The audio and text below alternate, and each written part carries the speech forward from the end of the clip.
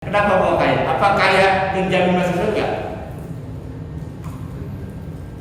Apa kaya itu? Terus kenapa kita sampai mati-matian tuh cari duit, pergi gelap pulang gelap?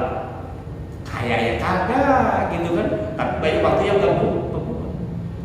Karena apa? Karena harta itu tidak menjamin ketenangan.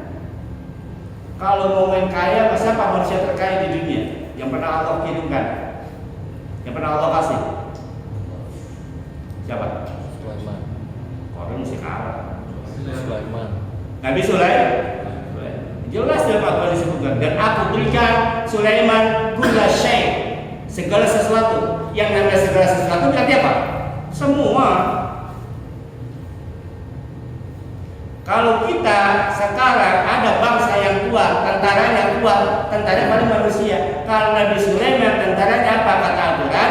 Bangsa manusia, bangsa jin, dan bangsa burung-burung atau hewan-hewan. Itu pasukannya Nabi Sulaiman. Itu kalau baris nih pasukannya, bangsa manusia nih baris, pasukan jin baris, pasukan. Nah kalau kita apa? Manusia semua. Manusia yang terbatas, kalau lapar dia, kalau capek dia ngantuk itu pasukan, ya kan? Kalau lagi kencang kesleo pasukannya. Nah kalau bangsa jin tidur kagak, makan kagak, itu pasukan Sulaiman. Tadi sebutin tuh ketika jin itu adalah satu jin pasukannya Sulaiman. Ketika memindahkan istana Balqis, apa kata jin itu? Apa katanya? Sebelum kau pejamkan matamu, istana sudah pindah. Tuh, saktinya jin. Pasukannya siapa? Pasukan Sulaiman. Kita punya pasukan gitu. Burung. Kita kata burung hudhud. Kan gitu kan? Banyak tuh pasukan Nabi Sulaiman. Belum kekayaannya. Diceritakan dalam Al-Quran bagaimana Ratu Balqis ketika datang ke istananya Sulaiman. Saat itu saking beningnya itu dia punya lantai sampai seolah-olah itu ada air. Apakah diangkat roknya sampai terlihat betis? Itu ada di Al-Quran. Jadi zaman dulu, zaman Nabi Sulaiman, arsiteknya sudah luar biasa Pak. Kalau sekarang Bapak masuk ke rumah di bawahnya ada apa lagi kan udah nggak aneh. Nabi Sulaiman udah ada tuh dulu. Kita kalau dia masuk rumah adegan wih kampung kan, wih luar biasa. Ada pakai kaca doang. Nabi Sulaiman istananya Pak. Luar biasa. Kerajaan Sabah pimpinan Ratu Balqis itu kerajaan yang besar. Dia pikir Sulaiman itu kerajaan kecil, nggak ada apa-apanya sama dia. Begitu diundang sama Sulaiman, Nabi Sulaiman masuk istana, angkat rok, takut kebasahan roknya, saking beningnya itu lantai Nabi Sulaiman, sampai dia seolah ada air. Padahal itu arsiteknya Nabi Sulaiman. Itu kalau bukan pakai bahan yang berkualitas, kalau bukan pakai bahan yang mewah, nggak bakal bisa. Tapi ketika Nabi Sulaiman dikasih harta yang sangat besar, pasukan yang sangat luar biasa, apa kata Nabi Sulaiman? Nabi Sulaiman hanya doa, Robbi auzi'ni an ashkura ni'mataka allati an'amta alayya wa liwalidayya. Itu yang diminta oleh Nabi Sulaiman. Robbi auzi'ni an ashkura ni'mataka allati an'amta alayya. Ya Allah, bantu aku untuk selalu bersyukur atas nikmat yang telah Kau berikan kepadaku, wal walidayya, dan kedua orang tua. Karena Nabi Sulaiman sadar dia nggak bakal bisa seperti itu tanpa orang tuanya. Bapak bisa begini karena siapa? Karena orang tua. Jangan pernah lupa orang tua. Ditambah lagi Nabi Sulaiman itu anaknya siapa? Anaknya Nabi Daud. Sulaiman itu mewarisi kerajaan Daud.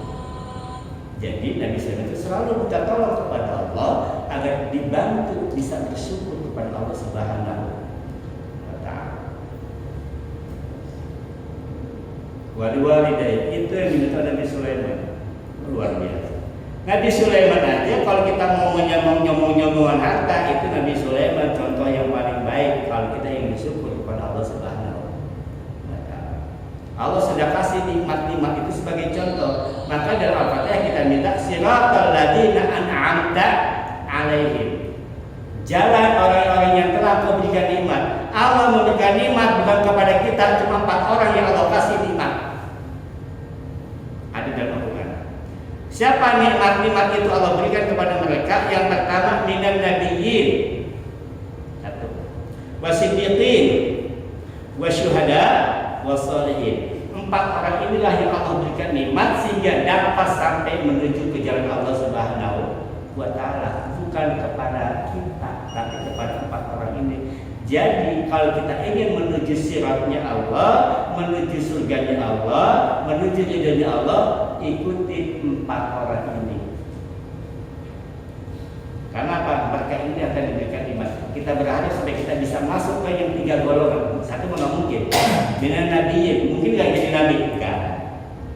Wasiddiqin, ada kemungkinan nggak kita potensi jadi orang sidik? Bisa. Bagaimana caranya? Ya udah, nggak usah banyak-banyak kita baca referensi, lihat aja bagaimana Abu Bakar hidup, sehingga dia mendapat gelar as-siddiq. Bagaimana Abu Bakar? Baca historinya, baca sirahnya. Salah satu contoh kesintahan Abu Bakar adalah ketika terjadi peperangan, Nabi bersabda, "Ya masyarakat muslimin, hai orang Islam, bersedekahlah. Kita butuh dana buat perang. Kita butuh dana buat perang." Nah, Umar bin Khattab ini merasa pengen nih, dia kalah dulu sama Abu Bakar. Kali ini saya menang nih lawan Abu Bakar nih, untuk dalam hal kebaikan. Kebetulan Umar habis dapat tender, habis dapat rezeki besar. Di bawah hartanya Umar bin Khattab, separuh buat keluarganya, separuh dia bawa buat kepada Rasulullah. Dibawa. Dan Rasulullah ini saya impak buat dana perang. Kata Rasulullah, terus buat kamu berapa? Buat keluargamu kamu tinggalkan berapa? Kata Umar, saya tinggalkan sama seperti ini, berarti setengahnya. Setengah hartanya Umar bin Khattab dibawa untuk membantu dalam perang. Wah, luar biasa. Kalau andai kan waktu itu yang di bawah 1 juta, berarti 200 juta di atas, separuh di bawah 1. Nggak berapa lama datang Abu Bakar dengan bawa yang lebih banyak lagi. Ditanya Rasulullah, ya Abu Bakar, banyak kali kau bawa. Bagaimana dengan anak istrimu dan keluargamu? Apa kata Abu Bakar? Aku titipkan anak istrimu kepada Allah dan Rasul. Jadi semua harta dibawa ke depan Rasulullah. Nggak ada satupun disisain. Apa kata Umar? Sampai kapan pun saya nggak bisa ngalahin Abu Bakar. Nggak bisa ngalahin Abu Bakar. Itu bagi saya contoh kecil. Bagaimana perjuangan Abu Bakar? Makanya disebut Abu Bakar itu seorang sahabat yang paling dekat, dan wajar kalau Abu Bakar makan di sebelahnya tingginya. Kalau kita mau jadi orang yang sidik, belajar dari Abu Bakar. Bagaimana sih orangnya? Jadi banyak yang bisa ambil dari pelajaran-pelajaran bahwa innal insana layatgo ini, orang-orang yang menambah batasan adalah orang-orang yang ketika sudah Allah kasih kelebihan baik ilmu dan sebagainya, Allah kasih kelebihan dunia dengan apa yang dia miliki, dia melampaui batas. Kenapa melampaui batas? Karena istana, karena merasa cukup, merasa punya, maka dia suka kelewat batas. Dan dia nggak sadari bahwa inna ila rabbika arja', sesungguhnya semuanya akan kembali ke Allah. Maka kita nggak boleh, ada kata kalah depannya, jangan begitu, jangan kelewatan. Kalau sudah sukses ingat dulu waktu susahnya, kalau sudah pintar ingat dulu waktu bodohnya, kalau sudah punya rumah ingat dulu waktu merantaunya, kalau kita sudah punya usaha yang maju ingat dulu waktu ngambilnya. Tujuan supaya apa? Ingat bahwa semua ini adalah pemberian Allah Subhanahu wa Ta'ala. Jangankan rumah yang kita tempati, jangankan motor yang kita pakai, jangan mobil yang kita tumpangi, ruh ini saja ini punyanya Allah. Mau lagu apa dia? Wajar kalau Allah bilang ini aqrab min hablil warid, aku lebih dekat daripada urat nadi. Kenapa? Maka orang yang kenal diri kenal Tuhan. Kenapa? Ketika nafas itu diambil oleh Allah, kita bisa apa? Nafas itu ada di sini, di sini kan? Tenggorokan nafas ini. Maka Allah dikatakan lebih dekat daripada urat nadi. Ketika ruh itu dicabut oleh Allah, ruhnya Allah ambil, ini punya dia, kita mau ngomong apa? Maka dikatakan Allah itu lebih dekat daripada urat nadi. Kenapa? Karena hembusan nafas ini adalah punya Allah Subhanahu wa Ta'ala. Dan ruh itu bukan ruh kita, tapi ruhnya Allah. Ada apa disebut aku tunduk, aku tiupkan ruhmu. Nah, yang ada apa? Aku tiupkan ruhku, min ruhi. Makanya ketika orang yang nanya tentang ruh, Allah tegur itu. Nabi Muhammad, yas'alunaka 'anil ruh, qul ruh wa min amri rabbi.